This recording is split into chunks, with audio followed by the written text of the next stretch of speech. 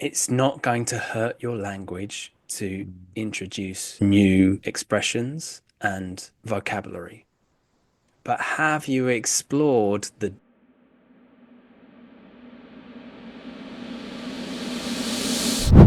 Greetings, lovely people. Welcome back to part two of our conversation on the three C's of communication. If you haven't had a chance to see part one yet, there is a link in the card above. Go and check that out and then come right back because we have got a packed full conversation, loads of practical tips and wonderful things. So without further ado, let's jump straight in, shall we? I think we all have someone that we love that in certain instances we prefer not to speak with them when we know time is limited. You know, Yeah. we do. So every single interaction with them may be nothing but pleasure, and it may lead to always learning, and you never walk away from the conversation regretting the conversation with this person. But on the day that you have 10 minutes to spare, you just don't want to speak with them Yeah. because you know that they're gonna pull you in. And usually they're good communicators, eh? They pull you in. And once they got you in, oh my God, it's hard to let go. You're just like, oh God, I got 10 minutes, but my God, I need to know how this is gonna end, you know? Yeah. So put yourself in that position and I'm looking at one. I was gonna say, Yeah, the amount of times where like Ramps, okay, we need to finish at 10:30 tonight, and then yeah. it's oh yeah, okay, yeah, definitely. Oh, it's 10:30, you need to go. But have you noticed how this really philosophical thing is really interesting? And I'm like, it is really interesting, but I have to go. So thank you for that compliment while simultaneously being slightly a backhanded compliment It's a at the same backhanded time. compliment. I'm saying Compliment. something nice at the same time I'm insulting you. Yes. Yes, yes, yes. That's what a backhanded compliment is. And The correct Liam being, response to a backhanded compliment is thank you yes. because it's a question. Should I say thank you here? I'm not sure. Yeah. Thank you. As you were talking, I know you're talking to me, so I'm laughing already because I'm like, yeah, I know. I even from the moment I said it, I know very well that I am these people. So Mm. I sort of, I guess, throwing myself under the bus or exposing myself, Yeah. not in a, inappropriate way, obviously. But moving on. So Anyway, concise. I think what helps as well with being concise is looking at key vocabulary. I okay. think this works good with presentations and with the bullet points that you spoke about before. So words that I must use or words that are important to use because they just give that much more meaning to what I'm saying. Do you think that can be brought over key vocabulary in relation to conversation? Maybe in small talk, yes, but beyond that, Absolutely. I think to attach something else to key vocabulary is one thought at a time, right? If you're in conversation, especially in the business environment, but generally, if you're in conversation, finish the thought that you're having before moving on to the next thing, right? Often we have one thought and then we have another thought and then another thought. And it's possible to go down the direction of your train of thought without fully explaining the beginning of that thought to somebody else who may not understand your thought process. It's much easier if you're talking to someone who you have a relationship with. Often they will be able to follow your train of thought because they understand it. They've had time to understand you and how you think. But if you're with new people, they won't see what you're trying to get to. So make sure that you finish off each part before moving on to another part. yeah, before going off on a tangent, yeah, Yes, yes, definitely. yes, Always is ask yourself, have I finished the first thought yet? I would say that one falls both under clarity and conciseness. Sorry. I think conciseness a little bit as well comes as a second stage of becoming a better communicator in language because you start with clarity and simple structures, which is the first one.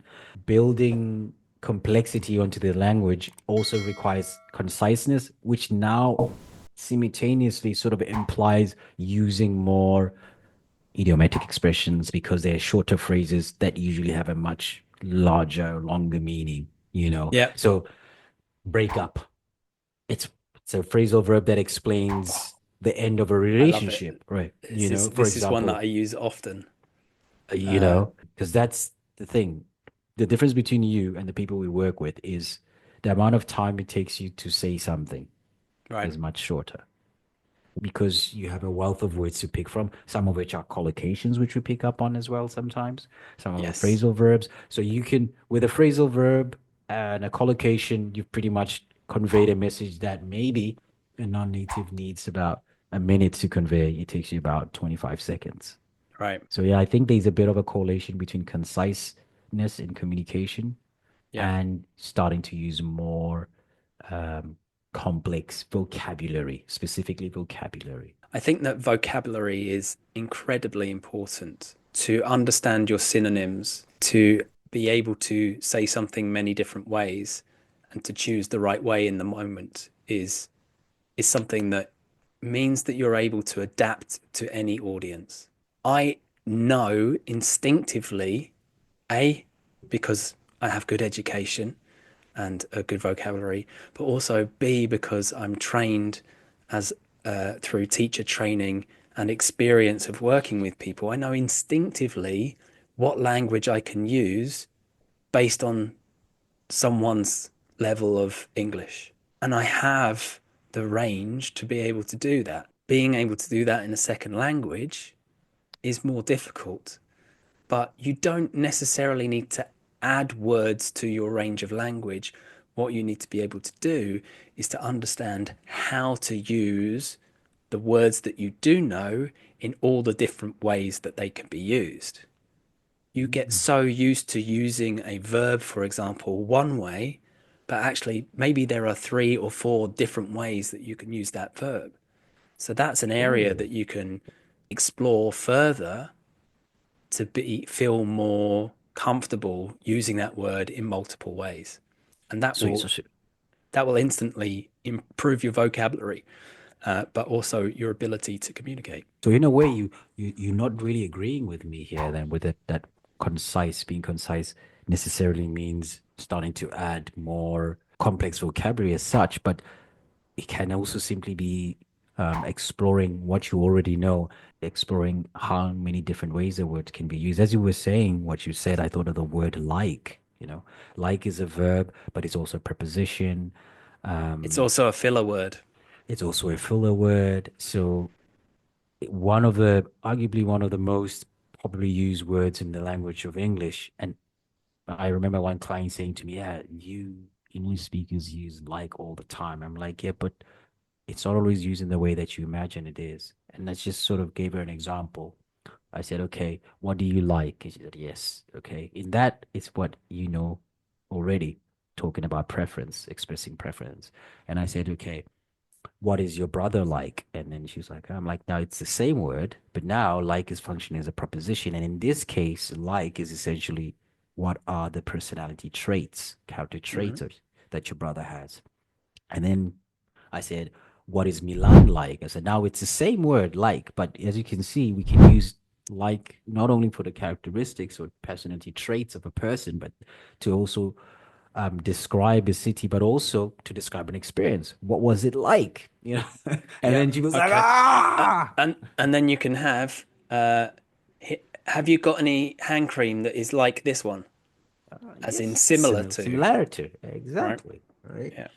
So yeah, perhaps I may have jumped the gun there. Maybe you don't so much as need to add more idiomatic expressions in speaking It's in a more it's concise not manner. it's not going to hurt your language to Mm. introduce new expressions and vocabulary.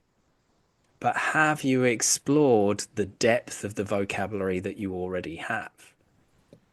And if you haven't, that is another opportunity. That's another place that you can improve. Question of the day, folks. Which of the three C's is the one that you struggle most with? Leave a comment in the box below.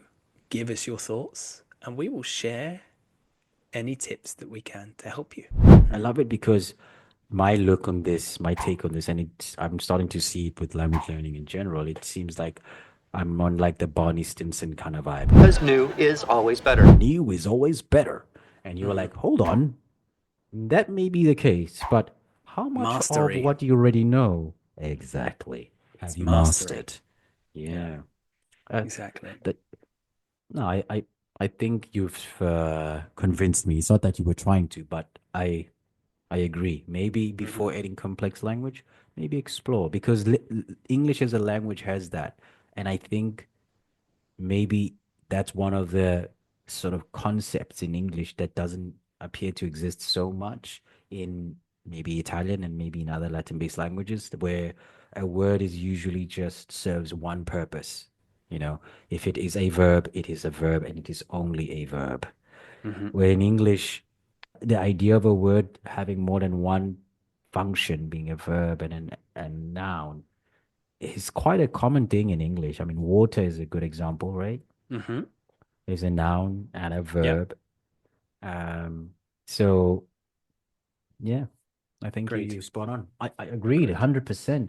I don't have any more to add on concise, apart from the ones we've already mentioned. I think for any of, well, for either clear or concise communication, there's something that you can do. We've talked about vocabulary, looking at examples through reading and through studying good speakers are great ways to start to look at the nuances of communication. Reading is great because you get to see different structures being used to tell a story or to educate people through personal development books, for example. You also get to experience new language from there. You'll get to see the different ways the language that you already know is being used because you'll go, hang on a minute, I know that word, but I'm not used to seeing it in this context. Boom. Okay. Curiosity is like, oh, I need to find out what's going on. And then when you scroll down the dictionary, like meaning number three, four, five, or six, like, okay, that's how you use it. Now I understand. Right. So reading is a great way to see that. And then when you look at a good speaker, someone who you admire or are interested in, look at them speaking, look at the verbal and non-verbal aspect of I was gonna say how non-verbal they as well. how they produce the language. Get a transcript of the speech that they made that you're following. Look at it in its written form as well as listening to it, okay? Because having the written form, you can see all the structures, you can see all the vocabulary and everything. Listening to them, oh, okay, what are the bits that they're emphasizing? Like we were saying earlier, I would expect them to be emphasizing this word, but actually they're emphasizing this word. Why are they doing that? Even just Why the is rhythm there. right? That what's the rhythm of them? Yeah, In this section, they're speaking much more quickly because they're getting excited and they're sharing something. And then here, they slow down and they leave big because pauses between what they're saying because this is the main point that they want their audience to understand. If you start approaching and communication. analyzing communication in that way, it's going to start giving you more tools that you can use in your own communication. Look beyond the words. How are the words said? In what manner? In what tone? What's the rest of the body language saying together with this word that's being said? Start to think of it holistically in your communicating. And I think we see this a lot when we help clients with public speaking. The focus becomes so much on accuracy. Oh my goodness, we love it. Mhm. Yeah, I think maybe you're right. It's that left brain sort of way of thinking where Right. sometimes the answer to the question is not so much the right thing to do, but to question the question itself, right? But why are Yep. we doing it this way anyway, right? Mm, Why is it possible to do it other ways? It allows for a bit more creativity or at least absolutely. different ways to look at it. I really like that one, man. Mm. In terms of concise, just looking at the language as well. Well, Really, I really think cool. it's clear and concise. And it's consistent, you know.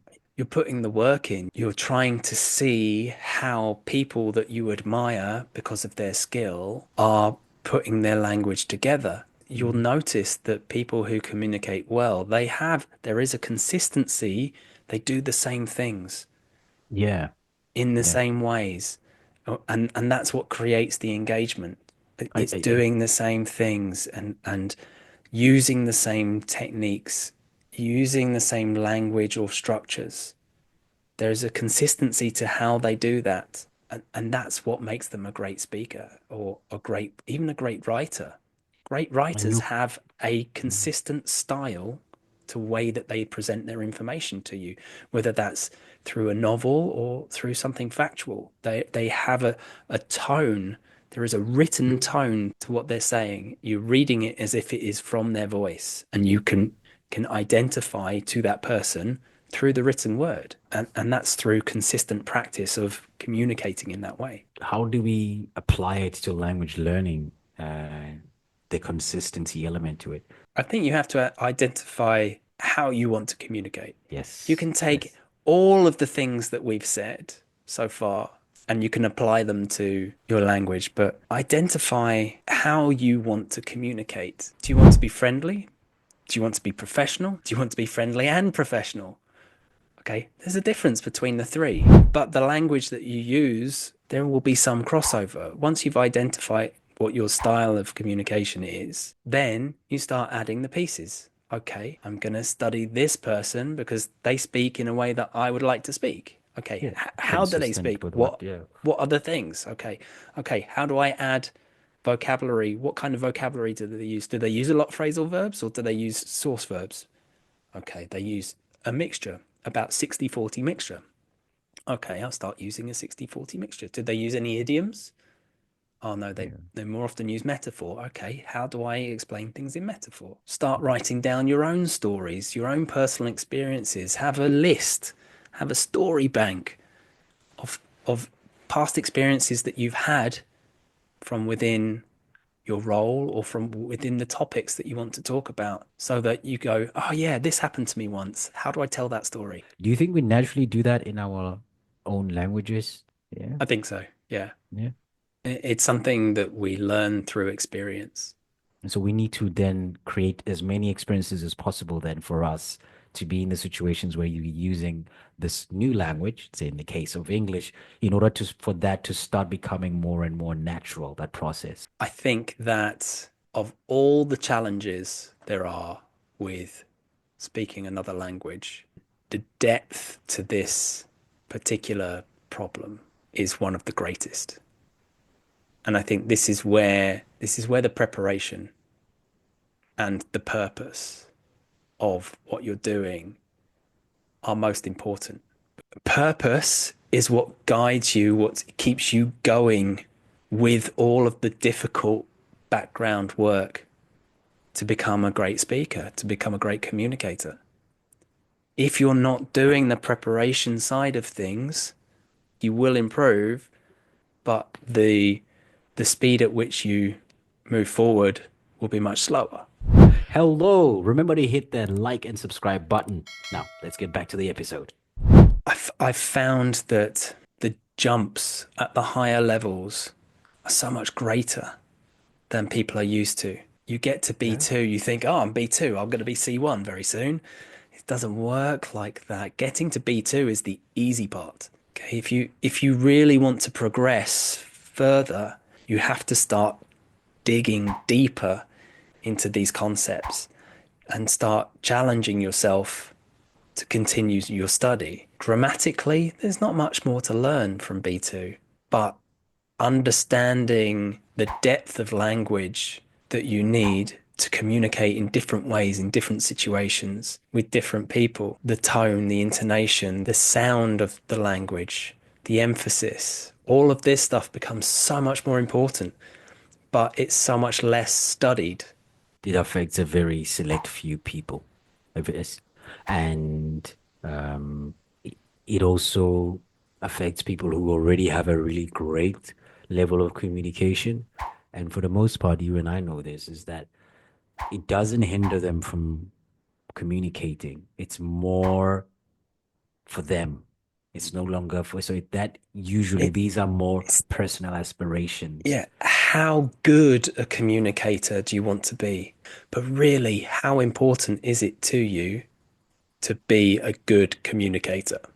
And why do you want to be a good communicator? What is driving you? These become so incredibly important at B2 plus. Well, yeah, at B2, you no longer, I say to my client, you're no longer looking at language, you're now looking at the nuances within the language.